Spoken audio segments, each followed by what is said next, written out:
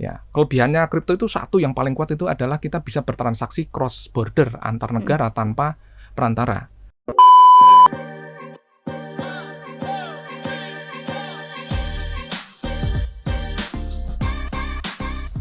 Assalamualaikum warahmatullahi wabarakatuh. Pada kesempatan kali ini kita akan membahas bijak menyikapi cryptocurrency bersama narasumber kita, Mas Robin Shihab. Selamat datang Mas di acara podcast kami. Ya, terima kasih. Sebenarnya ada nggak sih potensi manfaat atau kerugian gitu dari penggunaan kripto sendiri? Cryptocurrency sebenarnya itu awal mulanya itu bukan mata uang sebenarnya. Kalau sekarang kan diperlakukan seperti mata uang. Sebenarnya dulu itu digunakan sebagai pulsa untuk menggunakan sarana komputasinya blockchain. Gitu. Blockchain kan ada dua, Mak. Ada blockchain private, ada blockchain publik. Jadi private blockchain sama public blockchain. Nah, private blockchain itu tidak butuh cryptocurrency. Ya, karena itu digunakan secara internal aja.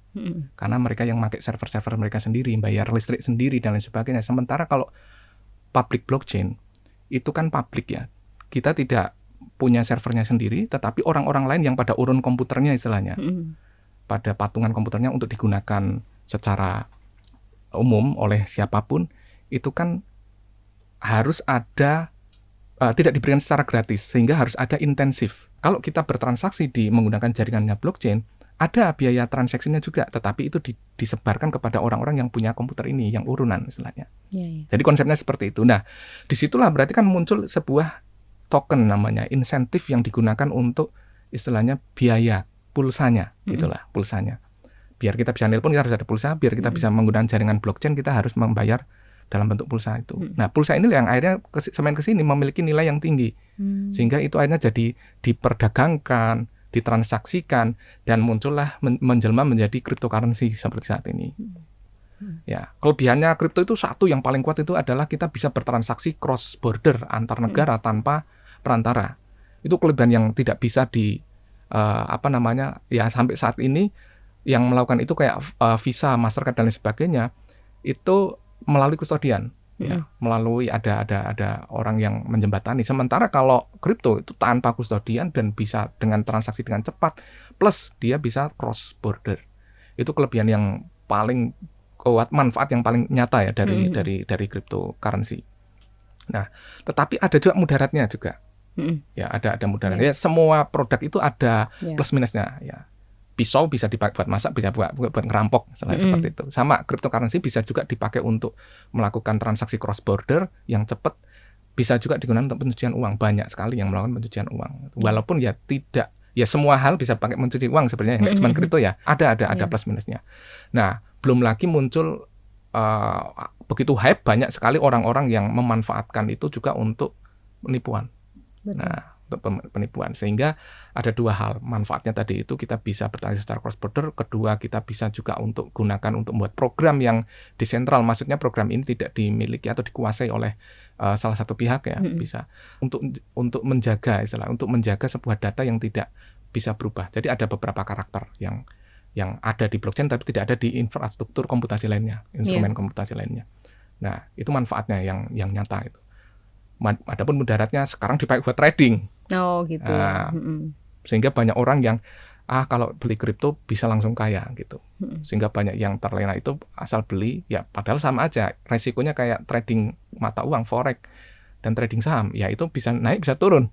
Penggalangan dana yang untuk negara-negara konflik ya, bisa ditahan. Bagaimana kripto itu bisa bekerja di situ gitu. Banyak orang yang melihat kripto itu merupakan sesuatu yang tidak dibutuhkan. Karena ya kita sudah punya instrumen keuangan yang canggih. Nah, sampai sesuatu terjadi pada sebuah negara. Negara itu gagal, kayak Ukraina, kayak Afghanistan, kayak Palestina. Mata uangnya tidak bernilai. Betul. Ya, mata uangnya tidak bernilai. Barulah di situ merasakan manfaat kripto yang sebenarnya. Ya, ketika sebuah negara itu kolab, mata uangnya tidak diakui, kita harus menggunakan mata uang negara tetangga. Itu artinya mereka tidak menguasai terhadap aset yang mereka miliki sehingga bisa ditahan begitu aja oleh tetangga. Gitu. Nah, itu yang membuat problem. Nah, semenjak ada kripto, mereka itu berhasil hidup, makan dan lain sebagainya itu dari kripto secara langsung. Ya, banyak sumbangan yang masuk dari kripto. Kalau kripto yang dari Palestina misalnya bilang bahwa saya punya alamat kripto ini, saya butuh bantuan pemimpinnya misalnya, ya kita bisa langsung direct ke sana. Iya, tanpa ada potongan dan sebagainya gitu. Bagaimana sih sebenarnya tanggapan Mas Robin sendiri ya tentang hukum penggunaan kripto sebagai instrumen investasi dan pembayaran dari sudut pandang syariah? Yang pertama, cryptocurrency itu kan sebenarnya kan masuknya ke ranah fikih muamalah ya. Fikih muamalah artinya perbuatan yang transaksi yang antar umat manusia, antar manusia itu disebut sebagai muamalah. Jadi dasar dari hukum dari hukum muamalah itu kan, fikih muamalah itu kan diperbolehkan. Dasarnya diperbolehkan sampai ada dalil yang mengharamkannya. Ya. Al aslu fil muamalati al ibahah hatta yadullu dalilun ala tahrimiha. Itu adalah saman. Saman itu alat tukar. Itu harus memenuhi 6 syarat agar itu disebut sebagai alat tukar yang sah. Dan syarat itu apa aja? Yang pertama itu wujud. Jadi wujud ketika akad. Jadi ketika akad itu harus ada wujudnya. Nah, di sini itu perdebatan nih. Digital itu wujud atau tidak? Ya kan? Mata uang digital itu wujud atau tidak? Nah, di sini ada dua penafsiran yang berbeda. Yang pertama menafsirkan bahwa wujud itu harus ada, bisa diraba secara fisik, bisa dilihat secara fisik gitu. Tetapi ada juga yang menafsirkan bahwa wujud itu yang berarti itu jelas, bisa diukur. Bisa diukur, tidak harus bisa dipegang, tapi harus bisa diukur. Lalu syarat yang kedua itu harus bernilai sesuai secara syarak. Maksudnya itu bernilai secara syarak gimana? Tidak terbuat dari zat yang haram.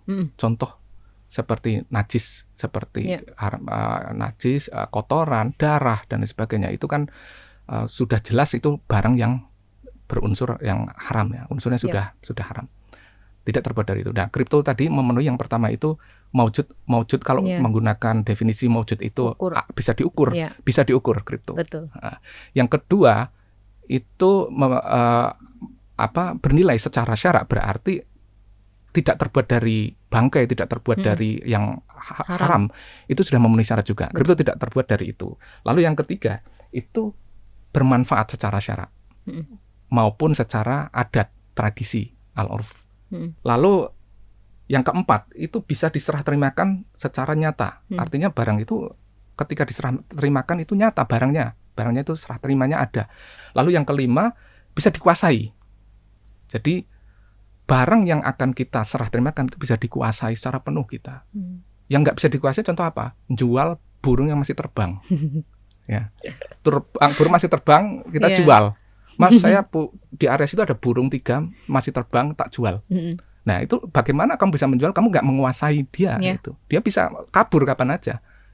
Nah, cryptocurrency ini bisa dikuasai kita. Bahkan saking kuatnya penguasaan ini, ketika kita kehilangan kata kuncinya, itu ya hilang selamanya.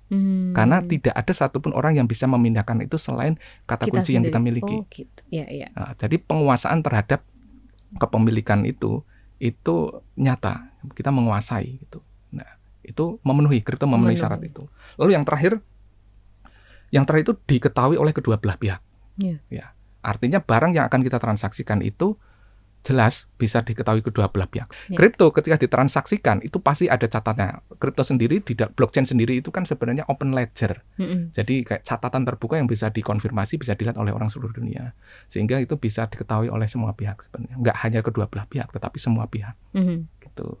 Berarti memenuhi semua syarat. Memenuhi semua syarat itulah yang menjadi dasar dari LBM di Yogyakarta untuk menghalalkannya itu.